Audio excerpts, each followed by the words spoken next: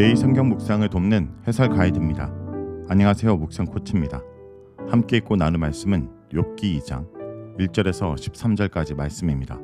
사탄은 욥의 뼈와 살을 치면 하나님을 욕할 것이라 주장하며 또다시 욥을 시험할 기회를 얻습니다. 욥은 온몸에 난 종기로 끔찍한 고통을 당하지만 그까지 하나님을 원망하지 않습니다. 1절에서 6절은 두 번째 천상회의에 관한 내용입니다. 두 번째 천상회의가 열립니다.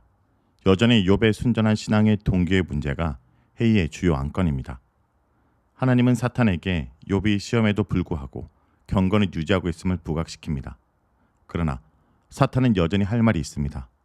외적인 소유에 대한 시험으로는 충분치 않다는 것입니다. 자신의 생명과 직결된 시험까지 견딜 수 있는가 지켜봐야 한다는 것입니다. 여기서 사탄이 말하는 가죽으로 가죽을 바꾼다 라는 속담의 의미 파악이 중요합니다. 흔히 고대사에서 가죽이 물물 교환의 주된 수단으로 사용된 것에 착안해서 무역 또는 상거래상의 교역 현상을 인용한 구절로 해석됩니다. 그러나 두 번째 시험에서 사탄의 논리를 첫 번째 시험 때 사탄의 논리와 비교하면 가죽으로 가죽을 바꾼다의 숨은 뜻이 분명히 드러납니다. 해석의 중심에는 부하드라는 단어, 무엇무엇을 위하여, 무엇무엇 둘레라는 전치사가 있습니다. 사탄이 앞에 욥이 까닭없이 하나님을 경외하겠는가 하는 질문은 하나님께서 욥과 욥의 집 그리고 욥의 소유물 둘레 사방에 울타리를 둘러주셨기에 욥이 안정되고 축복된 가운데 하나님을 잘 섬기는 것이란 논리였습니다. 이때 전치사가 3번 나옵니다. 해당 본문을 문자 그대로 번역하면 그의 둘레에, 그의 집 둘레에, 그리고 그의 소유물 둘레에로 반복적으로 나타납니다. 흥미로운 사실은 가죽으로 가죽을 바꾼다라는 본절에서도 앞에 그 전치사가 여전히 사용되고 있다는 점입니다. 이를 번역하면 가죽 둘레 가죽이라는 말입니다. 하나님께서는 욥의 가죽 둘레에 하나님의 가죽 곧 울타리를 둘러주셨기에 욥이 하나님을 경외한다는 것입니다. 사탄은 욥이 까닭없이 하나님을 믿는 것이 아니라 욥 주변에 쳐주신 건강의 울타리, 자녀 축복의 울타리, 재산의 울타리가 안정적이고 풍족하기 때문이라고 주장하는 것입니다. 욥의 시험은 가장 바깥 경계들에서부터 오고 있습니다. 처음에는 그의 재산인 가축들과 종들이 한순간에 사라졌습니다. 그 다음에는 그의 자녀들이 몰살당했습니다. 그리고 이제 욥의 건강의 울타리까지 파괴되었습니다. 이렇게 본다면 우리는 욥의 고통의 본질을 통찰하게 됩니다. 그의 비극은 단지 현상적인 환난, 즉 가족과 재산을 잃고 건강을 잃은 것 차원에서 끝나는 것이 아닙니다. 하나님의 보호 울타리가 허물어져 내려가는 것이 문제입니다. 왜냐하면 그 울타리 안에서 욥의 세계가 유지되었기 때문입니다. 울타리가 붕괴됨으로 이제 욥은 모든 인생의 문제에 노골적으로 노출되게 되었습니다. 질서로부터 무질서로의 떨어짐, 이곳에 욥의 고통의 본질이 있습니다. 다음은 7절에서 10절입니다. 7절에서 10절은 두 번째 재앙과 그에 대한 반응입니다. 의인 욥이 당하는 재앙에 이해할 수 없는 측면, 즉 인간보론에 기반한 정통적 신앙으로부터 어긋난 장면이 여전히 부각됩니다. 그의 발바닥에서 정수리까지 종기가 나게 한지라 라는 표현은 다시금 신명기 28장에서 율법에 불순종한 악인에게 내리는 재앙의 목록에서 그대로 반복됩니다. 심한 종기를 생기게 하여 발바닥에서 정수리까지 라는 표현은 실제로 신명기의 구절을 그대로 옮겨온 것입니다. 지금 욥기는 의도적으로 의인 욥이 말도 안 되는 악인의 고난을 받고 있다는 사실을 부각시킴으로써 기존의 인간보호 교리에 전면적으로 의문을 제기하고 있는 것입니다. 욥은 이제 제 가운데 앉아서 그의 종기로 인해 성가신 자기 몸을 질그릇 조각으로 긁고 있습니다. 앞선 1장 20절에서 욥이 이전까지 가부장적 건의로 앉아있던 자리에서 일어나는 장면을 그의 자세의 변화뿐 아니라 현실 세계와 관계 맺는 방식의 변화로 언급한 바 있습니다. 이제 2장 8절이 보여주는 욥의 상태는 고통과 죽음의 실존입니다. 죄는 창세기 3장 19절에서 범죄한 아담의 실존을 보여주는 흙과 똑같은 개념입니다. 너는 흙이니 흙으로 돌아갈 것이니라. 최고의 삶을 누리던 동방의 가장 큰 자였던 욥에게 어느 날 갑자기 일어난 울타리의 붕괴는 그로 하여금 인간 본연의 실존의 자리에서 다시 돌아가게 하고 있습니다. 이런 의미에서 욥의 반응은 적절합니다. 우리가 하나님께 복을 받았은즉 하도 받지 아니하겠느냐. 결국 인간은 하나님 앞에 아무것도 아니요 우리의 복과 하도 다 하나님께 달려 있다는 인간 본연의 고백인 것입니다. 물론 이 위대한 고백은 욥을 비난하고 있는 그의 아내에게 한 말입니다.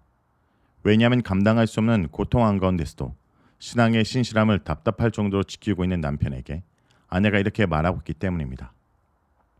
당신이 그래도 자기의 온전함을 굳게 지키느냐? 하나님을 욕하고 죽어라. 어떻게 보면 욥에게 닥친 시련 가운데 가장 마지막이자 큰 시련은 아내의 비난일 수도 있습니다. 서론에서 명시되지 않았지만 소유물과 건강 외에 인간의 삶을 지켜주는 울타리 가운데 가장 중요한 것은 사회적 관계성이요. 그 가운데 근본은 가정을 이루는 부부관계이기 때문입니다. 평소에 남편의 성실함과 경건함을 존경해 왔을 아내마저도 오히려 존경에 의였던 신앙의 온전함으로 인해 욥을 혐오하고 있습니다. 아내와의 관계성 울타리마저 허물어져 내린 후 욥은 이제 철저한 인간 실존의 고독의 자리에서 하나님을 대면해야 했습니다. 그런데 10절에서 욥의 두 번째 반응에 대한 내러티브의 요약 부분은 생각할 여지를 남깁니다. 이 모든 일에 욥이 입술로 범죄하지 아니하리라. 물론 1장 22절에서 첫 번째 요약에 없던 입술로라는 단어의 첨가가 혹시 욥의 마음은 정작 입술의 위대한 고백과 달랄 수도 있음을 암시하는 것은 아닐까 생각할 수 있습니다. 반대로 욥이 입술로조차 하나님 앞에 범죄하지 않았음을 강조하는 표현일 수도 있습니다. 결국 어떤 해석이 적합한 건지 욥의 이야기, 즉 내러티브의 전개 가운데서 답을 얻어야 될 것입니다. 그리고 이에 대한 대답은 이내 얻을 수 있습니다.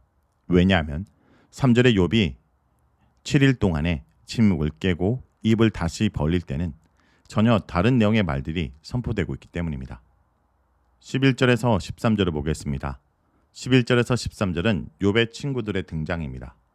욥 친구들의 출신지로서 엘리바세는 대만 사람, 빌닷은 수아 사람, 그리고 소발은 나마 사람으로 소개되어 있습니다.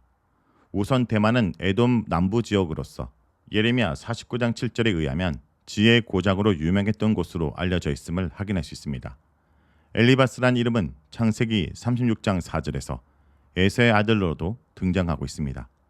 수아는 창세기 25장 2절에 따르면 구드라가 아브람에게서 낳은 아들 중 하나의 이름으로 나타나는데 그 지역은 동방 어느 곳으로 추정되고 있습니다.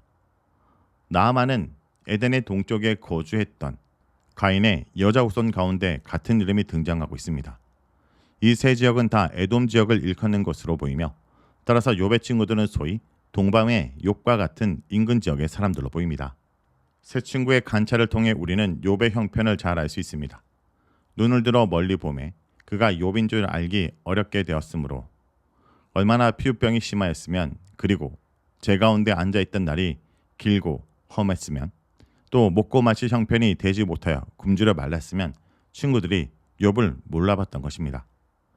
욥의 친구들이 7주야 동안 함께 고통을 나누었다라는 사실은 친구들의 우정을 말해주는 것 외에 삶의 모든 차원에서 철저하게 재앙을 당한 욥의 형편의 참혹성과 비극성을 보여주고 있는 것입니다. 우리 인생의 가장 무서운 시험은 가장 가까운 사람을 통한 시험입니다. 사탄은 욥의 온전함을 무너뜨리고자 가장 가까운 관계인 욥의 아내를 이용해 하나님을 욕하고 죽으라고 건면합니다. 비록 이 건면이 얼마나 끔찍한 고통을 겪는 남편을 위한 불쌍한 마음에서 나온 말이라 할지라도 이 말은 욥의 고난을 덜어주는 말이 아니었습니다. 고난 가운데 있는 자에게 필요한 것은 똑부러진 말이나 자잘못을 판단하는 내용이 아닙니다. 그의 마음을 공감해주고 그 자리를 지켜주는 것입니다. 말씀을 놓고 기도하겠습니다.